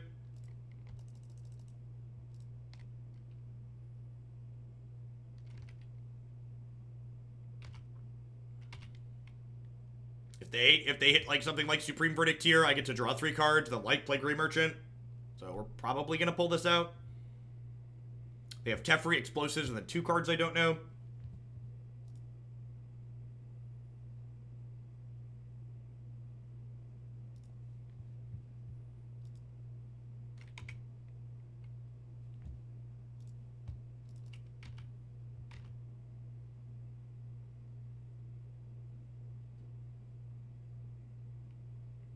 This is why we entered combat before we cast this Grey Merchant. Because if they had Cryptic Command, we didn't want them to be able to counter plus tap our team, so we forced them to tap our team and then play this post-combat and kill them.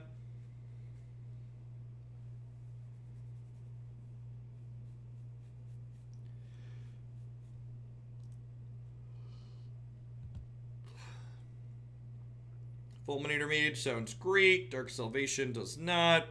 Not sure if I want Collective Brutality in this matchup or not. Not being able to take Planeswalker is a big deal, and 2 mana for a discard spell is kind of clunky.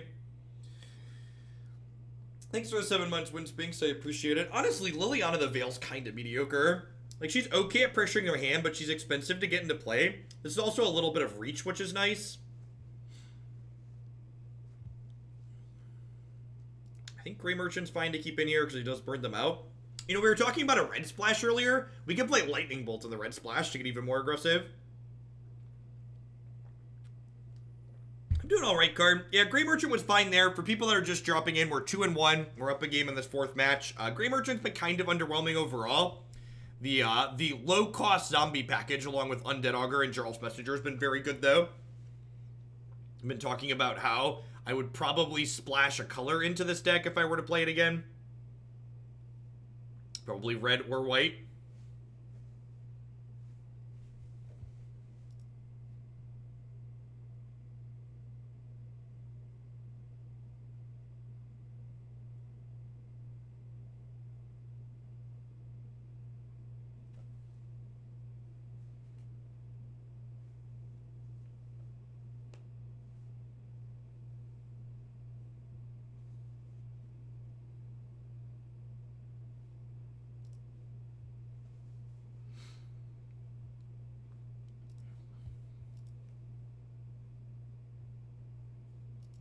So I watched some of your old SCG feature match. I noticed you played really fast IRL. It's impressive. Is that something you do naturally, or do you make a concerted effort to learn to play at that speed?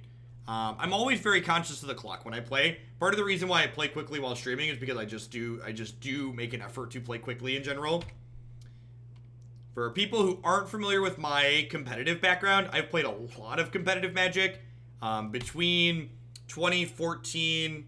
Was it 2013 and 2016? 2013, 2016, I averaged like, I was some gross number, like 400 sanctioned comp REL matches of Magic per year, which is not a lot when you compare to how much you play digitally, but when you compare it to, like, you know, you only log like 20 matches a weekend at most, it ends up being a lot.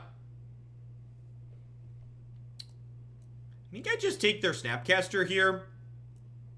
So I can, Teferi's a little annoying as always, but like, I'm going to have a second 1-drop in play here, so I can just attack him down after he bounces one of my things. And then Snapcaster Mage, like, rebuys a removal spell. Hey, Rhino, thanks for the half a year, I appreciate it, welcome back.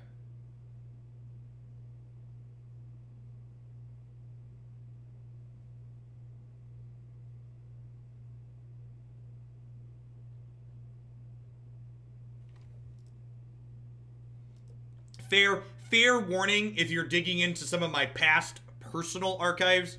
I know I occasionally drop a swear in the heat of the moment, but if you're someone that's not a fan of casual swearing, you're gonna find a lot of casual swearing in my older videos.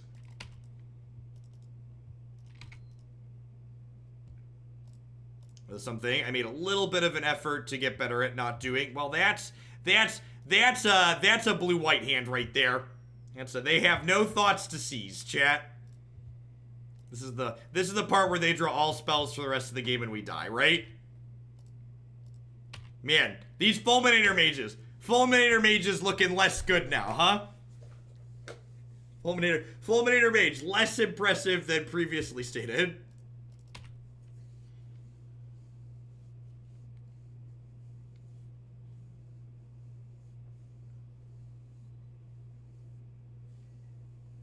Yikes. Alright. As far as, like, non-land draws go, that was a pretty good one.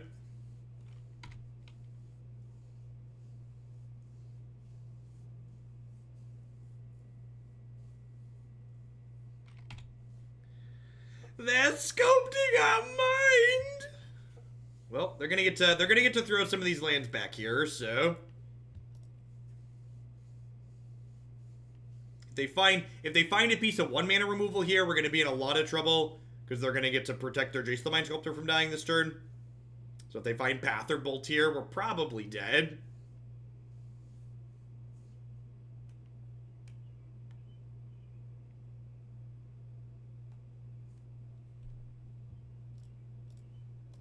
Do you have thoughts to seize now, opponent? You do. Well, at least we're killing Jace, I guess. Glass half full. Glass half full, get to kill Jace. Jace's card draw doesn't even untap land. Old cards are so bad. Ain't that the truth? Grapple, thanks for the 20 months. I appreciate it. Welcome back. Jace is pretty old. Is he a decade yet? He's pushing a decade, right? No, he's over a decade. Was Worldwake circa 2007? No, the 13. 13? Maybe I'm misremembering. It's 2010. Yeah, almost a decade. Okay, I was right in the middle. I was way off. 2007, 2013. I don't really have that many more discard spells left in my deck, so I'm definitely just jamming into this Cryptic command here. So, like, Cryptic Me Poppy.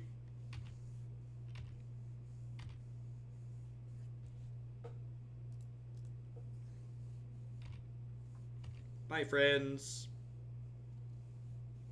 And then we're hoping they don't draw another counterspell so I can stick this Geralf Messenger and then Gravecrawler them next turn.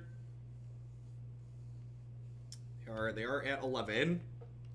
Maybe we can run them down this game.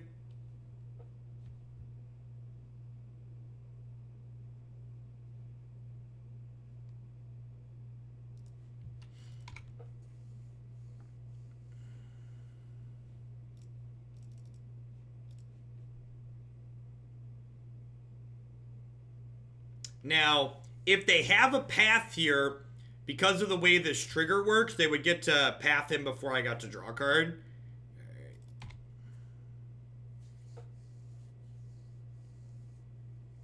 We're probably in garbage time here at this point. I'm going to concede to a Planeswalker. The Colonnade activation here is actually incredibly good for us, because it implies that, like, my opponent's leftovers aren't actually very good here. Yeah, sure, that one. So I just Grey Merchant. I'm just gonna Grey Merchant. It's mana efficient.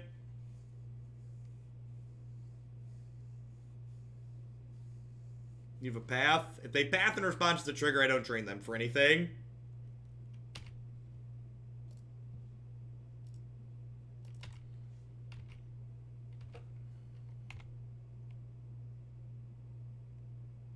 Definitely conceding to any sustained source of card advantage. I have an answer to this Colonnade, though, so, like, if the Fulminator Mage resolves and they don't draw particularly well, yeah, they keep drawing a bunch of lands here, so, like, if this sticks, we could be okay. This is unfortunately not a zombie, though, so it's not going to get back my Fulminator Mage. Or my Gravecrawler.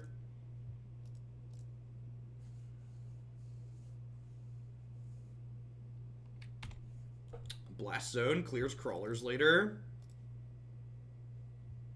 This is a very good draw.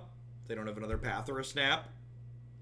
Now, if they do have Path or Snap, they get to exile it before I get to start casting these. And now the Blast Zone can clean these up for free, but they are the cat that comes back. I only have white-bordered forests and mountains on Moto. It's a real pain to get specific basic lands on Magic Online.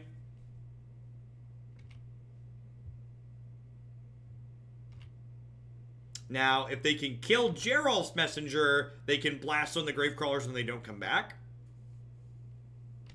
That also works. So looking for any zombie here. We drew a land. Land's a lot like a zombie. Very, very similar. Zombie adjacent.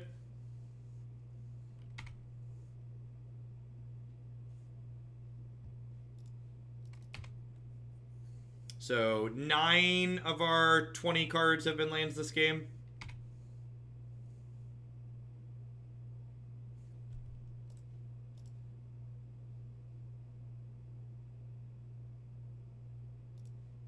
That was a good one. Even though it gets cleared away by Blast Zone, it gets to draw a card here. So it gets a little bit of value. And if they blow Blast Zone in response to this, that's pretty good. We would get to recast the other Gravecrawler, but they had Celestial Purge, so I assume we'll see Blast Zone, Pippity Pop here, so the fun don't stop.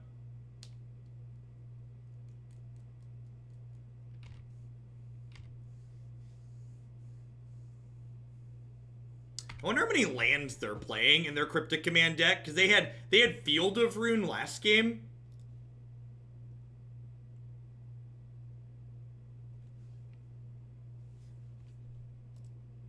It's pretty unlikely that the Zombie Maker lives, so I'm holding one land just in case, but it's pretty unlikely. Liliana the Last Hope doing the Lord's work here. Is there a case for Mutavault in this deck? I don't think so. Not with this card. I don't think you can play Mutavault and Geralf's Messenger in good conscience.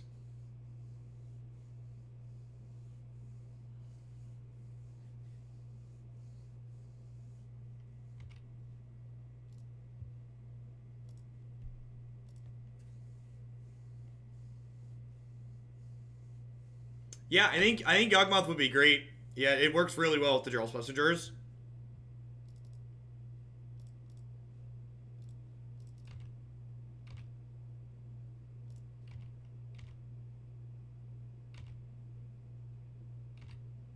That's true. That's true. We're really good against Path to Exile with this configuration. Splashing a color will be slightly less good against Path.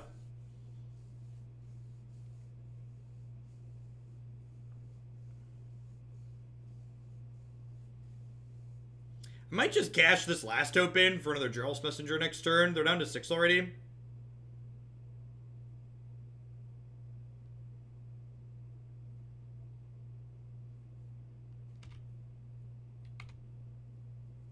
Nah, you really don't want to play tapped lands.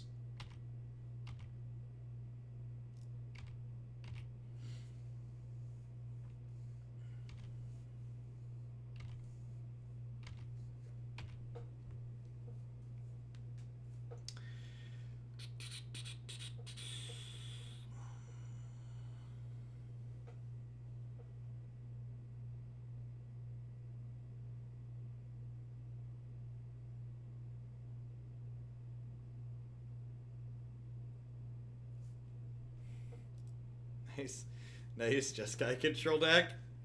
I think I'm going to go ahead and call it there on this deck. We've been going for a little over 90 minutes, which is about what I like to run them for. And more importantly, I feel like I've learned what I need to learn from this deck. Yeah, we won that. We won that. So, my big I have two big takeaways. The first is that Gray Merchant continues to be a card that's embarrassing in Modern and probably not playable. The second was that this core down here at the bottom, these 20 creatures, felt very, very reasonable. I felt like these are a selection of things I would be interested in exploring more of. We talked about potentially splashing a color so we could interact with artifacts and potentially enchantments. There's different things like a green splash gains you Assassin's Trophy. Dreadhorde Butcher is actually a zombie. This card, with our kind of aggressive slant that we take in a lot of games, I could see like this being a card that I'm interested in playing here. Another thing is that Yawgmoth, Thran Physician, and 2 Geralf's Messenger is actually a soft combo. So the way this works is if you have 2 Geralf's Messengers, you can sack one to put a minus counter on the other one that's already persistent or undied back, and 1/1 counters and -1 counters cancel each other out. So basically you pay a life to sacrifice one to take a counter off the other, and then this comes back and they lose 2. So I feel like I would probably want some of these in the main deck.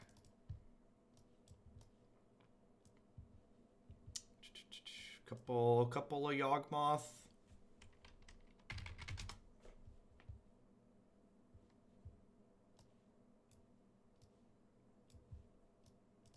Dark Salvation could maybe be okay. I feel like if I was gonna splash into red, I might consider just like playing some lightning bolts in my deck because, like, you know, it's a little bit of reach that's also removal in my aggro deck.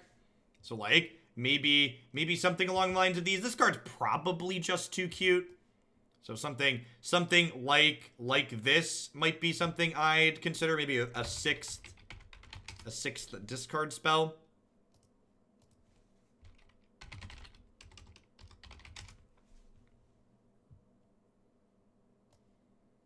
Something along the lines, and obviously retool the mana so you can cast red spells, and then like you could play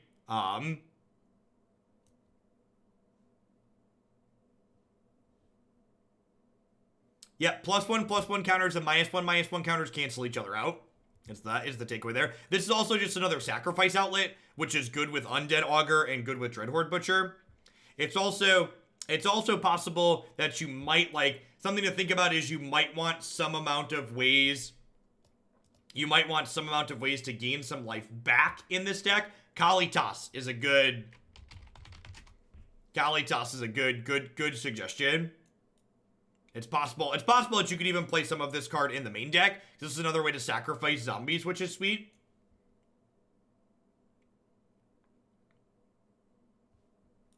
I think I'd want to try this in the main, but I definitely would want some of these in the 75. Let's round out what the sideboard would look like.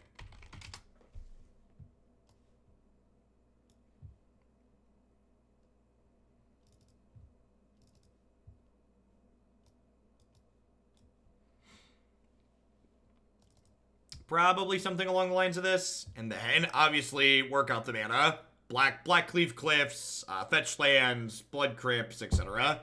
So I think if I were to try something like this again, I would probably want to try something along the lines of this. And one of the things to think about that we talk about, if you're someone that's watched us like brew and think about competitive Modern here, I want you to compare the mana cost of this deck to the mana cost of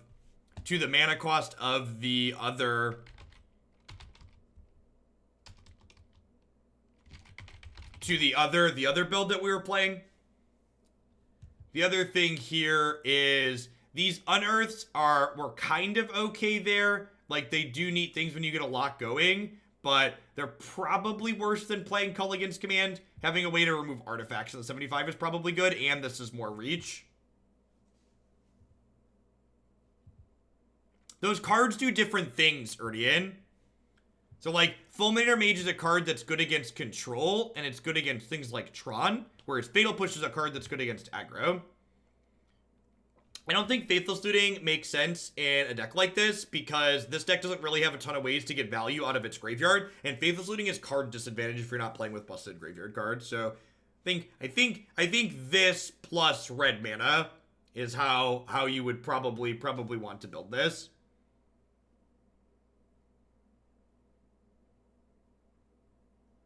We have one recurring zombie. Four graveyard value cards, in my opinion, is not enough to make Faithless Looting good. Do we want to draw engine for the control matchup? You mean Undead Augur and Yawgmoth? And then you have Last Hope in the sideboard too?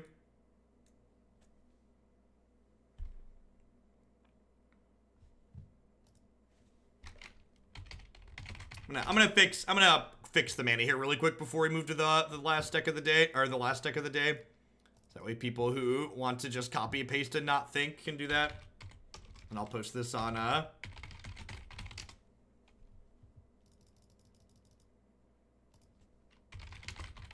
probably want one basic mountain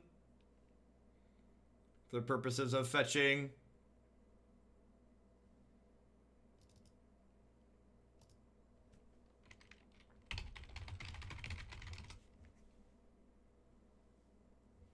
Sure, but that's not how you build good sideboards, Zerdian. So you need to sit down and think about, like, what are your ins and outs? And I would assume I don't have that many cards to cut against creature decks. And I already have a lot of cards to bring in against creature decks. Like, I have arguably, like, 8 cards I can bring in already against creature decks. And I have minimal cards I can bring in against Thran.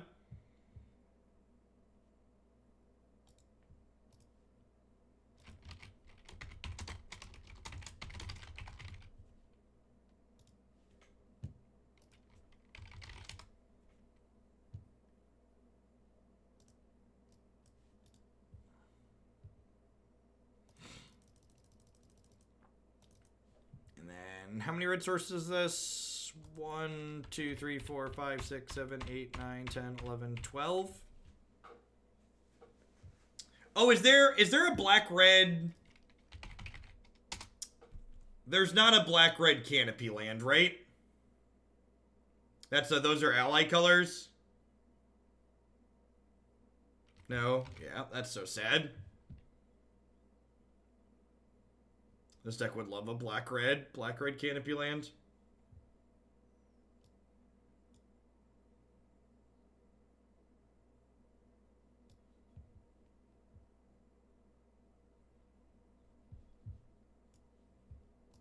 Yeah, they're all enemy colors except for the OG one. Lava Claw reaches. Lol. Alright. Something like that.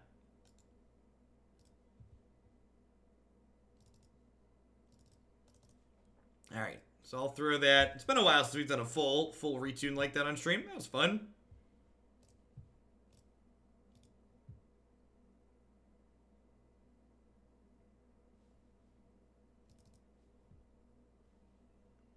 There's so many of all the level 1s in the pool, though, Brad. I don't think that's super relevant. Like, there's 45 of each one cost.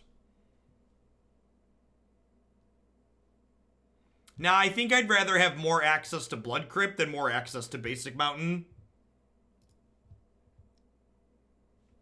Alright.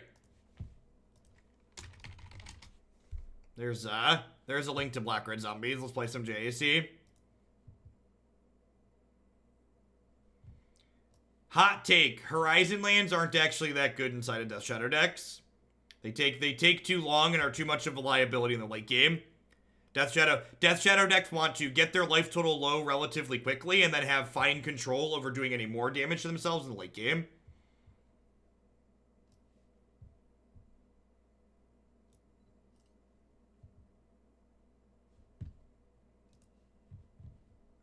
Well, Urborg can make our own fetches make black mana.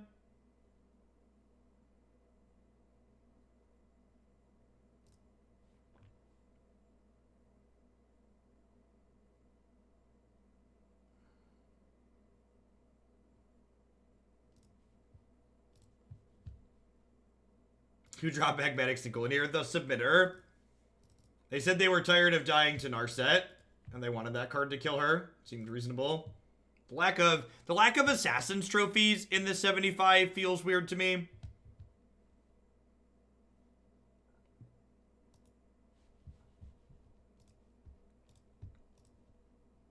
That's a card I've been pretty happy with in JAC.